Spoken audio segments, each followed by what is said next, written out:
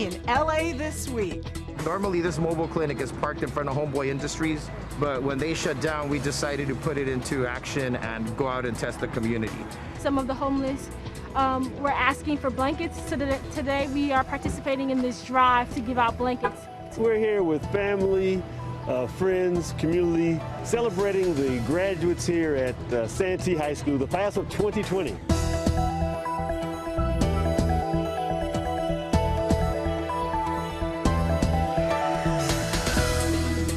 Hello everyone, I'm Saida Pagan. Here's what's happening in LA this week.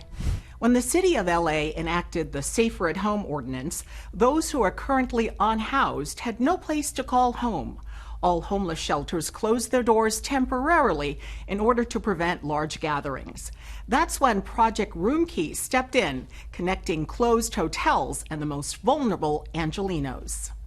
Before I even said yes, I started inquiring about the program. I had been reading about it probably early March, and I really thought I was very concerned both on the greater LA community and also for our staff and closing the hotel.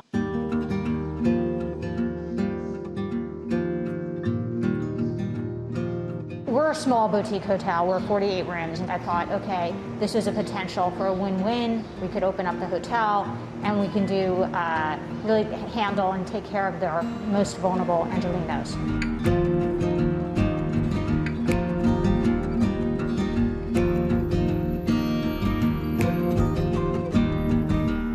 We shut the hotel down in March. Then my owner, she contacted our local council, and they were able to put us in touch with the state and then the city, and then we continued working with them, and we got the Project Roomkey started. From day one, we were supported in terms of meal service by People's Concern and LASA. LAFD has been on site, and the amount of support services and people has been incredible. So without them, we couldn't have been part of Project Roomkey.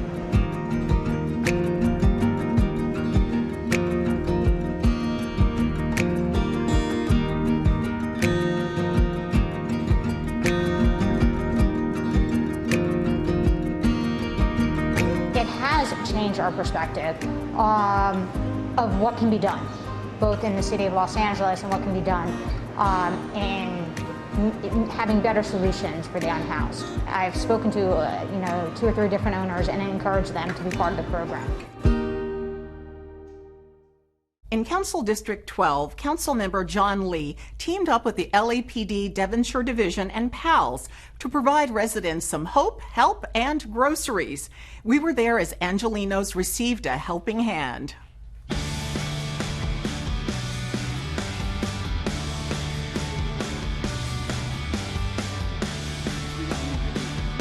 This is our Devonshire PALS Youth Center that we built 10 years ago to help this area for kids to go after school. But right now, obviously through this crisis we're going through, a lot of families are in desperate need to put food on the table. So we're helping them out with some groceries and some hot lunches. Today I haven't quite looked in my bag, but I think I have some fruit, which I love, and a gift card. And I think that is incredibly awesome in times like this. We hand them a $300 grocery gift card to Super King Market that was generously donated by Super King and the Change Reaction Foundation that we work so closely with, and just hoping that it can help a little bit. Un gift, una tarjeta para el Super King. Gracias al cónsul John Lee por brindarnos esta ayuda en esta necesidad que tenemos. Anybody that lives in Los Angeles can get this help. I mean, we're not limiting it to just our residents here in the Valley. We have a lot of transient families that work in the San Fernando Valley, so even those families, those individuals can drive by, pick up food. This is exactly what government should be doing in times like this. This is what they expect. Government's supposed to step up in times of crisis. We're here to try to help out as much as possible. With all in-person graduations canceled for the class of 2020, teachers and parents have come up with some creative ways to honor their graduates while still following social distancing. At Santee High School in Council District 9, they opted for a unique graduation. Check it out.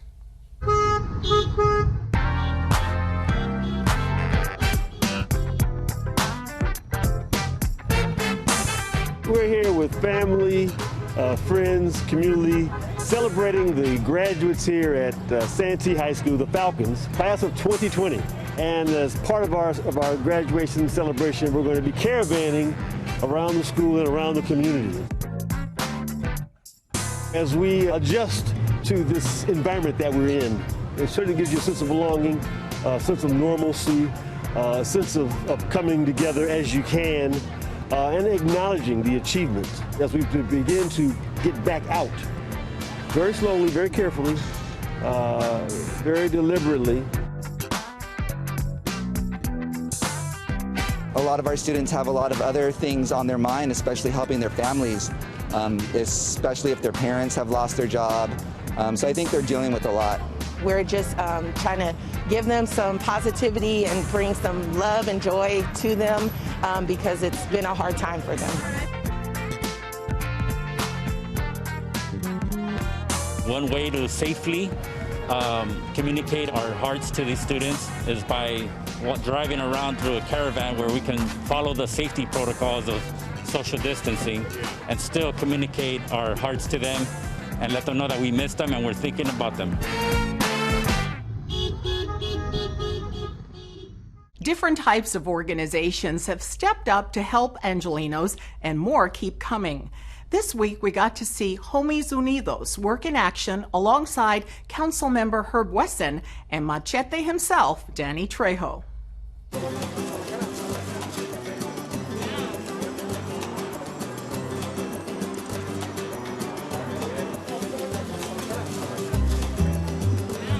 Doing what we've been doing the last 5 weeks, trying to help people in need. I'm so blessed to be here with my friend Danny Trejo, who really is the person that made this happen, and we're just helping people, and that's what we're doing. This is beautiful.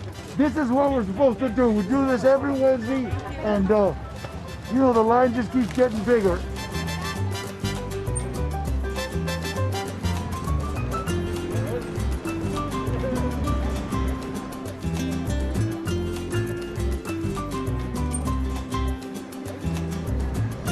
We started a community response initiative to go and feed our neighborhoods in the area of Koreatown specifically.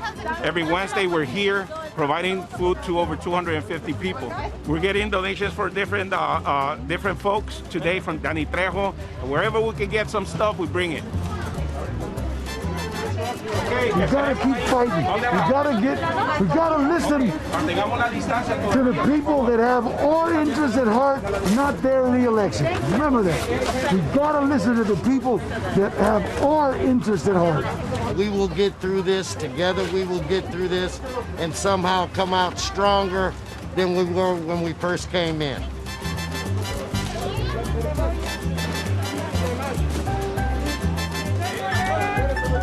Obviously, there's more need. There's over 250 people in line and more are lining up. I think that we need more food. They can reach us at homiesunidos.org, 213-383-7484. Hola, bebé. Thank you, dígale. Muchas gracias. It just lets me know how important it is to try to create an environment of hope. I love Gavin Newsom, our governor, and Garcetti. Listen to him, man. Get off the damn beach. You want to get pretty tan like me? Go in the backyard, put some baby oil and play Twister.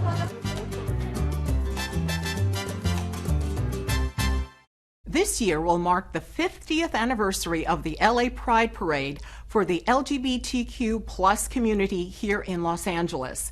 Councilmember Mitch O'Farrell has been working on the event for the past 2 years to make the 50th celebration a memorable one. Now all Angelenos can take part in this event online. Councilmember O'Farrell stopped by our studio to tell Maria Hall Brown how everyone can participate. Museum exhibits, parades, special events, all of that has been part of the celebration of the LGBT Heritage Month here in Los Angeles. Well, things are going to look a little different this year. I'm sure that doesn't come as any big surprise. However, there's a lot of good news. And here to tell us that good news is from the 13th District, Councilman Mitch O'Farrell. Lovely to have you here. Thanks, Maria. Good to join you. This is a big year for the celebration. Yes, it's the most important year ever of any Pride celebration that we've ever had, because it's the 50-year anniversary of the very first Pride parade anywhere in the United States. And it kicked off at the intersection of McCadden and Hollywood Boulevard in the 13th District on June 28, 1970.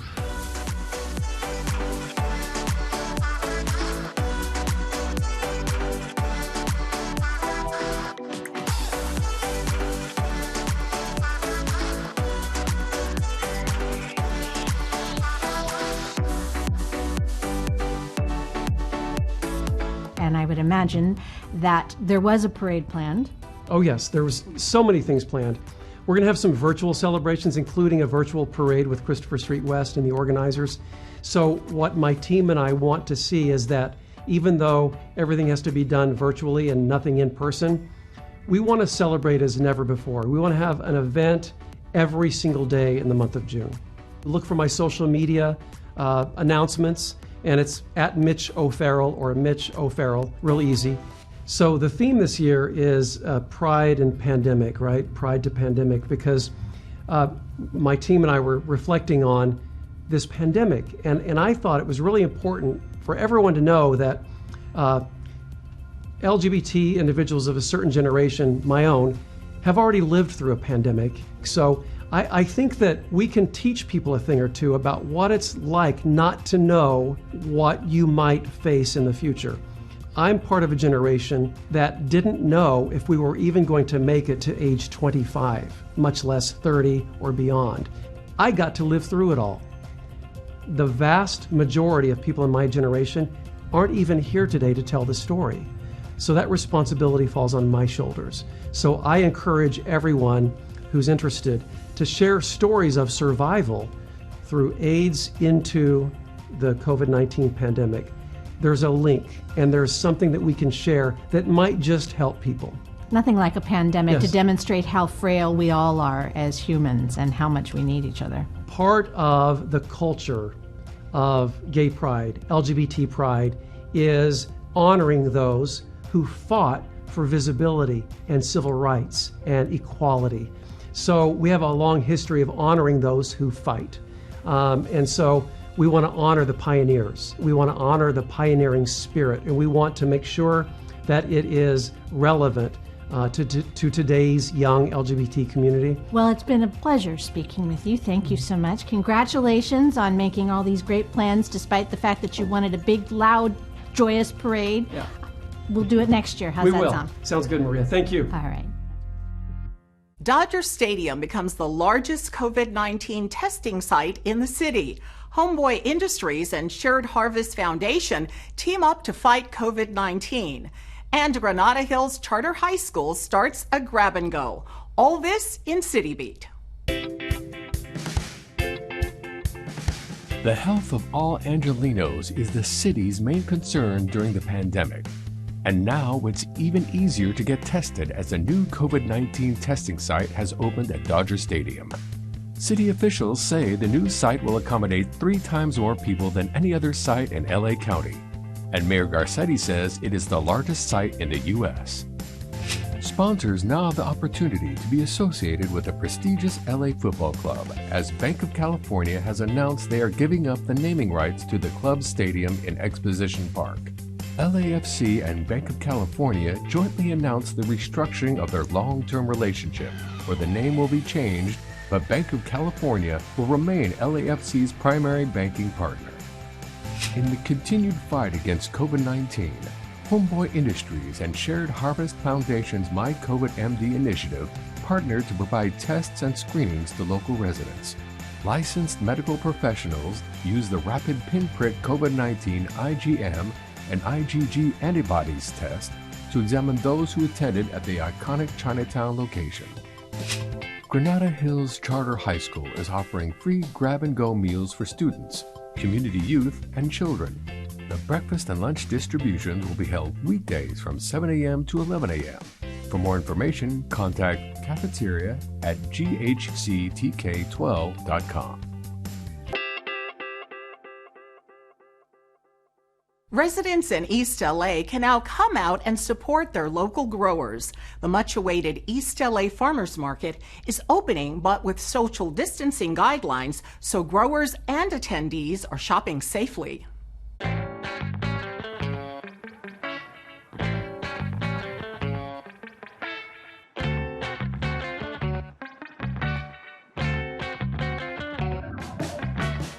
East LA Farmers Market has been here in the community for quite a while now. The market is always a very vibrant and dynamic place for people to visit, come to the park, visit the market. During these times, it's been a little tough. You know, our farmers are losing some markets, they're losing some of the business they typically had. And so we were a little concerned about that, but in the last month, the market has actually been doing very well.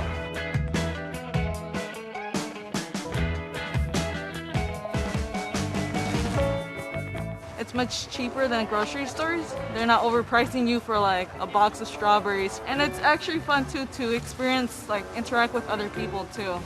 We feel safer wearing the mask, wearing the gloves, and at least doing our part to stay 6 feet apart from people.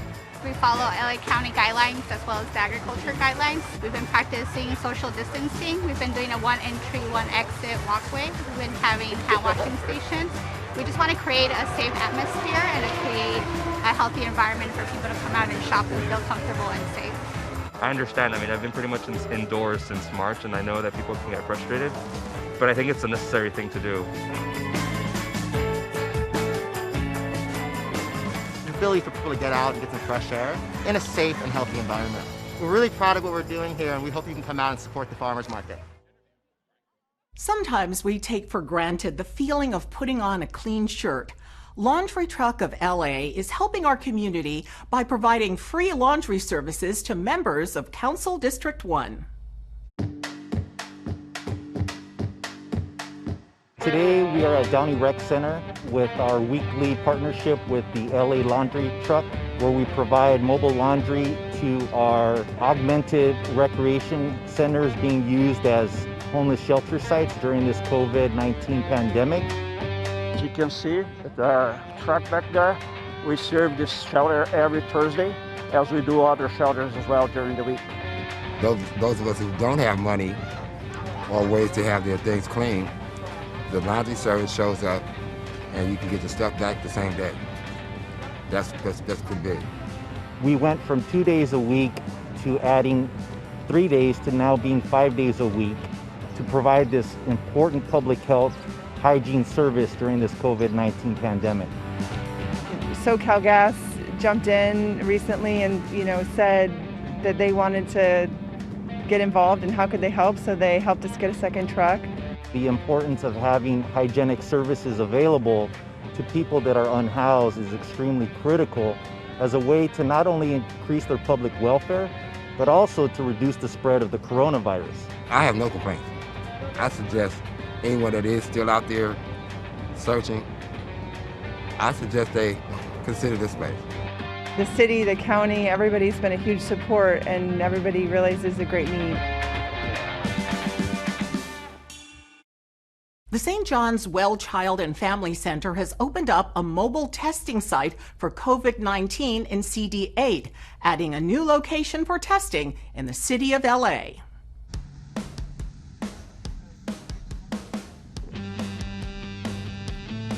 Yes, what we are doing here today is to test our community members for COVID-19. St. Bridget's Church is the center of this community, and we are always interested in whatever is going on in the community that will benefit the people who live here in South Los Angeles. We heard about the great work that St. John has been doing throughout this entire time during this crisis, and we really decided that it would be a great partnership to work with them and really be strategic about where we could host these testing sites as a way to provide and bring this service to the folks that really need it. We have our different clinics everywhere, but we still have these mobiles that we take inside the communities to make sure that all the people that need to be tested get tested. We are able to test everybody. We only have one exception. We could not touch Kaiser patients. Kaiser Permanente is very proprietary about their own membership. So they've instructed us to refer their patients back to Kaiser Permanente for testing. But we could test anybody else, uninsured and any other type of insurance that people have, we're able to test them. To be able to provide this service to a community that I care about is a tremendous feeling that I don't take for granted. And again, I'm very grateful for that opportunity, and I just hope folks will take advantage of it and see the value of this service and continue to spread the word. The Black Hollywood Education and Resource Center answers the needs of unhoused Angelenos by having a blanket drive. The temperatures might be hot outside, but as BHERC shows us, it's never too hot to make a good gesture.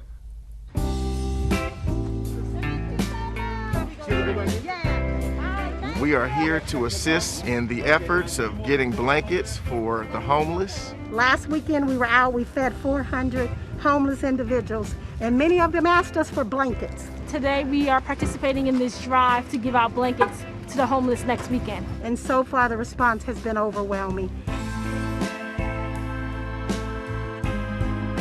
You're doing a phenomenal job, and I just wanted to do a little bit to help you. I know mine's just a drop in the bucket, but it was just something I wanted to do. Oh. Thank you. My son is out here visiting for the Memorial Day weekend, and I wanted him to see what giving back was like. I'm happy to help the homeless out. I've been wanting to do that for a while.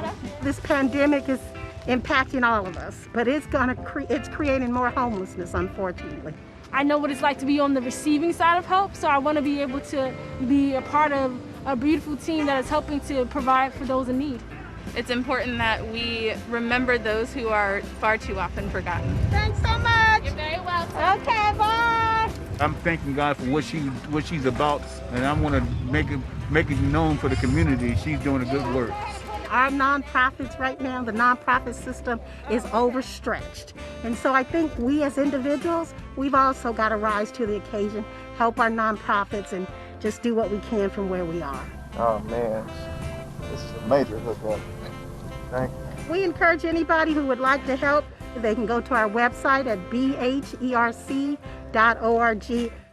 One family today donated 200 blankets.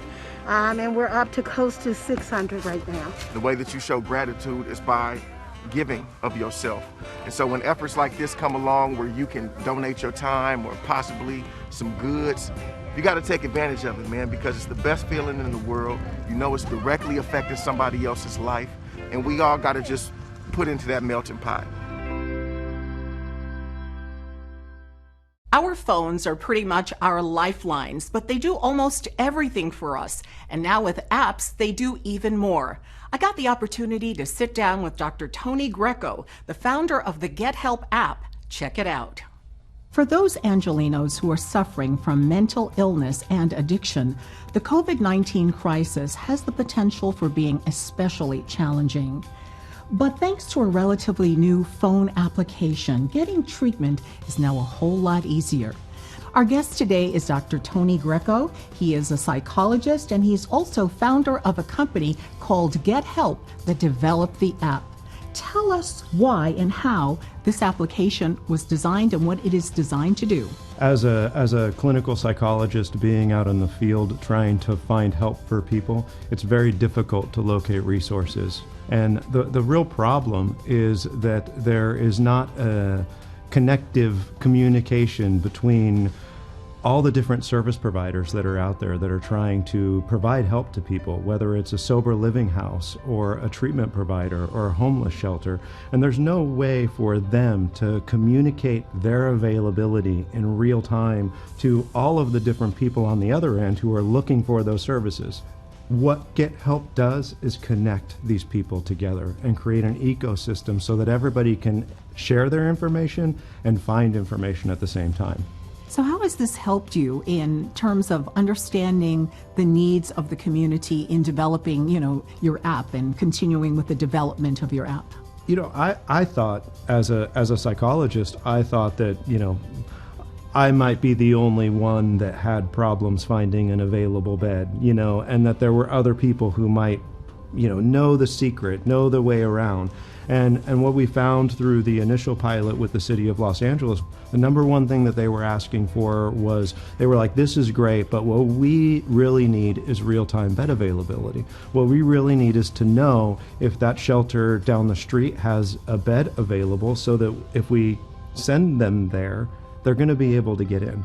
Now tell us how you came up with this idea in the first place. I understand you had driven all the way out to Las Vegas to help a friend. Tell us that story. Unfortunately, it started a lot longer ago than that. My mom and dad met in an AA meeting, and my mom didn't stay sober. So, I have been saying for a long time, I've been trying to get people into treatment since I was 7 years old.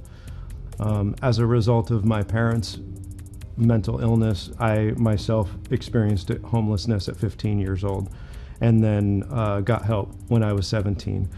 After graduate school, being a doctor in psychology, you get more phone calls, not less. And so now people were calling me, asking me for help. And a friend of mine that had 27 years sober relapsed and was in Las Vegas. And so I went out there and did an intervention, and just thought, if I can just get her back to Los Angeles. That's where I know all my people. That's where I know my way around the system. I've been working in the field for 20 years at this point. And so I got her back to Los Angeles. And by the time we got back to LA, I'd called everyone that I knew. I said, hey, I have someone who relapsed, bipolar disorder, chronic pain, all of these other issues. And by the way, they don't have any money and no resources. So what I had to do as a psychologist was take her down to Mission Community Hospital. It was midnight, and tell the psychologist on duty everything that I knew he needed to hear to not let her leave, right?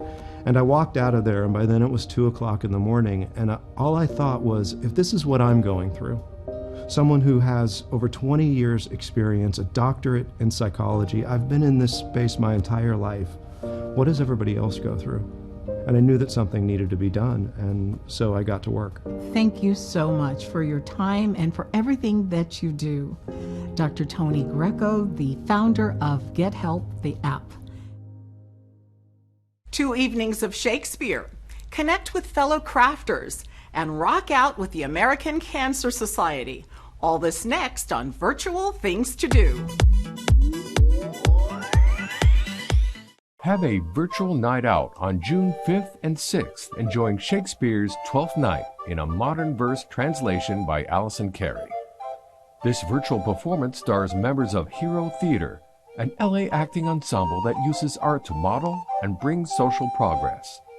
This is a 2-day online virtual workshop of a play culminating in a final presentation, read live. Did we mention it's completely free? Check out Twelfth Night, a virtual experience. Visit herotheater.org/12th-night-reading. Join the group Make It Work Crafts for the June Craftist Communal Hour. Share your projects with like-minded creators. Bring your current craft or start a new one. Enjoy a loose conversation structure during this monthly virtual hour. How-to questions and sharing knowledge are encouraged in this inclusive and non-judgmental environment. Who is this group for? Anyone who finds it impossible to make time for crafts. Anyone who wants creative community. Makers of all sorts and levels. The June edition of the Craftist Communal Hour happens Sunday, June 7th. For more information, check out their listing on Eventbrite. It's time to rock out for a great cause. The American Cancer Society brings you Real Men Wear Pink, coming together on June 6th for a virtual DJ dance party. It's an online community campaign, an emergency response fundraiser to help ease the unprecedented need caused by COVID-19. Cancer won't stop, neither can we. Don't miss Real Men Wear Pink, Saturday, June 6th. For more details, visit their listing on Eventbrite. And that's a look at some virtual things to do.